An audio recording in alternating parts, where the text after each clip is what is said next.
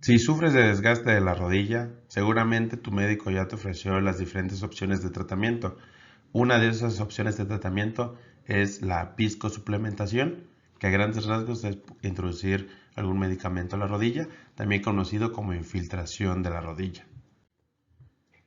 Esta viscosuplementación se basa en que a través de una inyección se va a introducir algún medicamento dentro de lo que es la articulación de la rodilla. Puede ser en otras partes, siendo la más común precisamente la rodilla, en la que se va a tratar de simular la función del líquido sinovial. Además de que se puede utilizar algún medicamento que sea desinflamatorio o que ayude a mejorar la movilidad entre las estructuras que están ahí. Generalmente el procedimiento va a ser este. A través de una jeringa y una aguja se va a introducir el medicamento directamente a la articulación, y la función que va a tener dentro de la articulación es que por un lado podría ser algún componente como ácido hialurónico para mejorar la movilidad entre las diferentes partes de la rodilla, o incluso podría tener colágeno para ayudar a la recuperación de las estructuras que están dentro de la articulación, además de que se pueden poner medicamentos desinflamatorios como algunos corticoides. ¿En qué situaciones va a estar indicada la viscosuplementación, la inyección de la rodilla o infiltración de la rodilla? Como tal, la causa número uno va a ser el desgaste de rodilla, la famosa gonartrosis, aunque no es el único motivo. También se ha visto mejoría en los pacientes que se infiltran cuando tienen datos de meniscopatía, es decir, que dentro de la rodilla ya presenten desgaste, eso sería la gonartrosis, o que presenten problemas de estas estructuras que están acá, que se encargan de, digamos, que distribuir la fuerza entre el hueso que está por encima de, que sería el fémur, sobre la tibia, que son los meniscos, o incluso en algunas lesiones de los ligamentos cruzados, tanto el anterior como el posterior. En este caso se pueden dar medicamentos para ayudar a la reparación. Además de que cuando hay procesos inflamatorios se puede introducir algún medicamento como la metilprednisolona para que exista una desinflamación. Por lo tanto, los beneficios que se van a obtener de una infiltración de la rodilla cuando el paciente lo necesita puede ser, por un lado, alivio del dolor, ya sea quitando el proceso inflamatorio o mejorando la movilidad de las estructuras, que sería el siguiente beneficio. Además de que de algún modo ayuda a que si ya hay un grado de gonartrosis o de osteoartrosis o osteoartritis, es decir, de desgaste, ayuda a que este no avance tan rápido. ¿Qué es lo que tiene que saber un paciente que va a recibir una infiltración de rodilla? Como tal, es importante la comunicación con su médico tratante. Se le debe informar al médico que va a poner la infiltración qué medicamentos están tomando o incluso cuáles son los antecedentes médicos relevantes. Es decir, si existe alguna alergia previa, si hay alguna enfermedad crónica degenerativa o en general si existe algún problema de salud que pudiera estar relacionado con este procedimiento, que aunque es de consultorio, es decir, no tiene que ser en quirófano, no se necesitan grandes aparatos, es al final de cuentas un procedimiento invasivo. Va a existir un examen físico.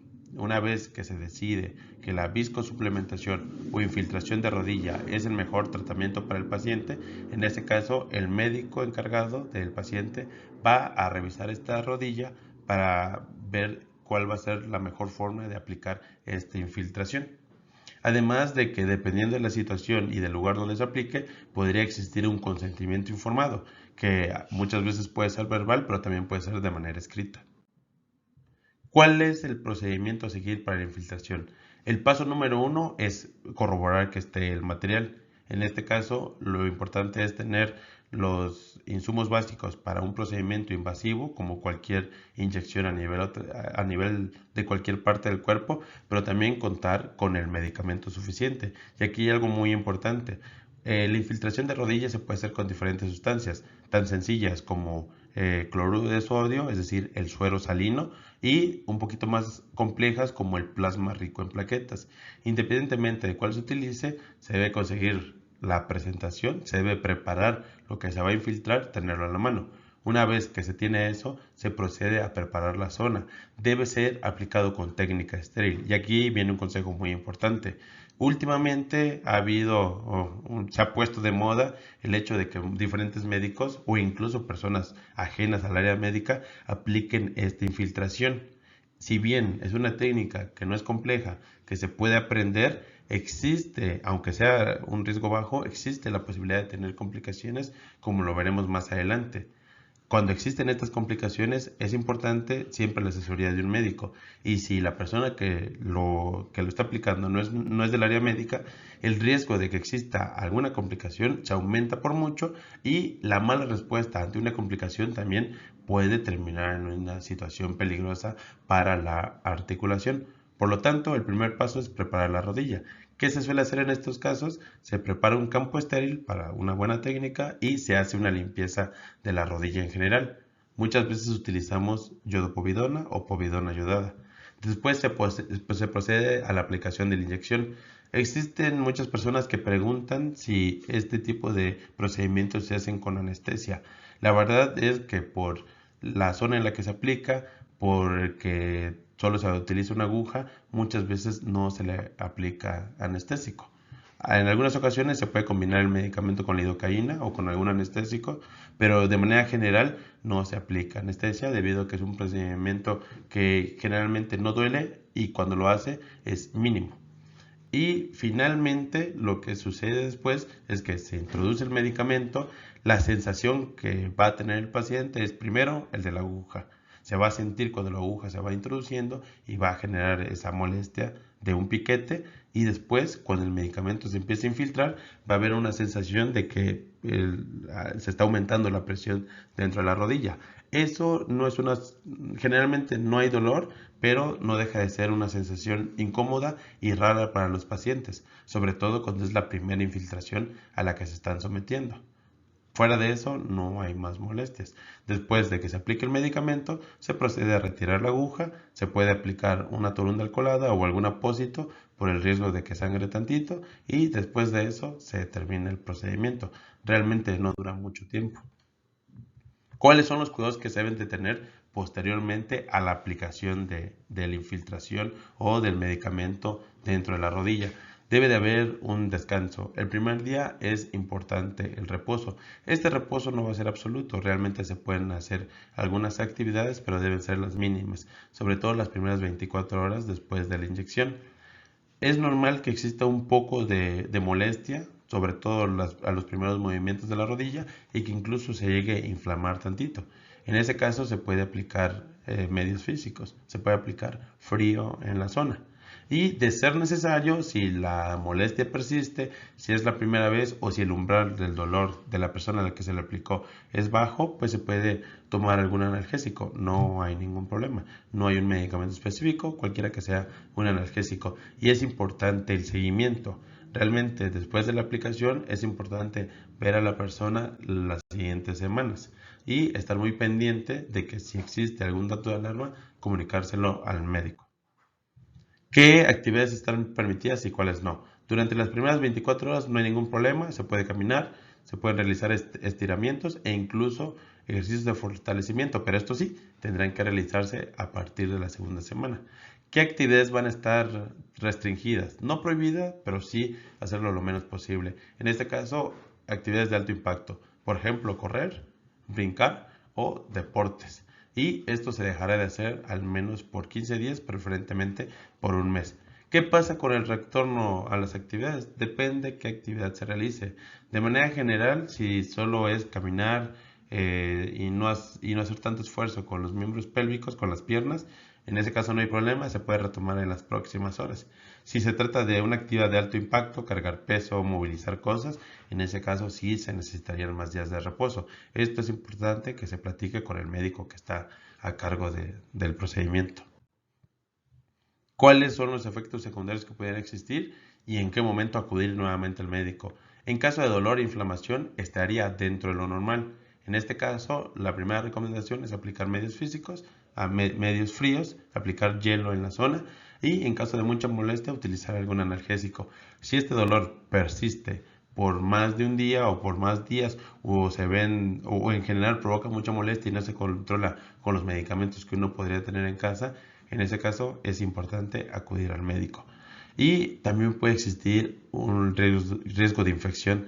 Una de las complicaciones más graves de una mala infiltración es un proceso infeccioso. Por eso es muy importante que sea aplicado por una persona que tiene, de manera general, por un médico, preferentemente por un médico especialista, y si no, al menos un médico que tenga los conocimientos necesarios para hacer este proceso o este procedimiento, porque el riesgo de infección existe y se puede desarrollar algo que se llama artritis séptica, es decir, infección en la articulación, lo cual representa una urgencia traumatológica. Es decir, si ya diagnosticamos artritis séptica, el paciente ya no se va a ser atendido en un consultorio, tiene que ser manejado en un hospital y muy probablemente ingresar a procedimiento a quirófano. Además, puede existir el riesgo de alergia. Esto la verdad es que es muy poco probable, sin embargo, es importante mencionarle al médico si tienes alguna alergia, si tienes algún antecedente, y si desconoces de la alergia, pues comentarle si en la familia no existe alguien más que tenga alergia. Esto ya lo platicarías con tu médico tratante, pero aunque el riesgo es bajo, muy bajo, existe la situación en la que podría presentarse una reacción alérgica. Finalmente, ¿cuáles son las preguntas más comunes que suelen tener los pacientes cuando se trata de la infiltración de la rodilla? Primero, ¿cuántas infiltraciones o cuántas inyecciones se tienen que hacer? De manera general, se suele utilizar de una a tres aplicaciones. Estas pueden ser en una sola ocasión, es decir, en una misma consulta, en una misma infiltración, aplicar lo equivalente a tres medicamentos, es decir, tres frascos del medicamento o tres dosis, o se pueden hacer de manera espaciada, que también es una muy buena opción, aplicar un frasco o una dosis de medicamento de manera semanal durante 3 semanas. Entonces va a ser esto, de una a tres dosis. ¿Cuánto va a durar el efecto? El efecto no va a empezar de manera inmediata. Si bien se van a sentir unos cambios, la verdad es que hay que tener reposo durante algunas semanas para que este medicamento actúe de manera adecuada dentro de la rodilla. Y una vez que empiece su efecto, esperamos al menos 6 meses de efectividad e incluso puede llegar a durar un año. Por lo tanto, si se desea renovar la dosis, se recomienda que sea en este periodo, en al menos 6 meses después de la aplicación del medicamento. Y finalmente, ¿hay alguna otra alternativa? ¿Qué pasa si no quiero que me apliquen un medicamento directamente a la rodilla? En este caso tenemos otras opciones. Por un lado tenemos el uso de medicamentos por vía oral, es decir, que la persona que ya tiene el dolor o que tiene el desgaste de la rodilla esté tomando medicamentos para el dolor cuando sea necesario. Además, tenemos la opción del fortalecimiento muscular. Tal vez el hueso ya no esté funcionando bien, pero se puede fortalecer a todos los músculos que están alrededor para darle mejor estabilidad a la rodilla y mejor movilidad. Sumado a esto, a cambios en el estilo de vida, como bajar de peso. Y finalmente, si la persona, ya sea que no tenga beneficio con las infiltraciones o que no las quiera probar, se puede brincar y si cumple las condiciones, se puede ir directamente al procedimiento quirúrgico, lo cual ya es un tema que podríamos revisar en otro momento. Si tienes alguna duda respecto a la infiltración de rodilla, no debes dejarlo en los comentarios.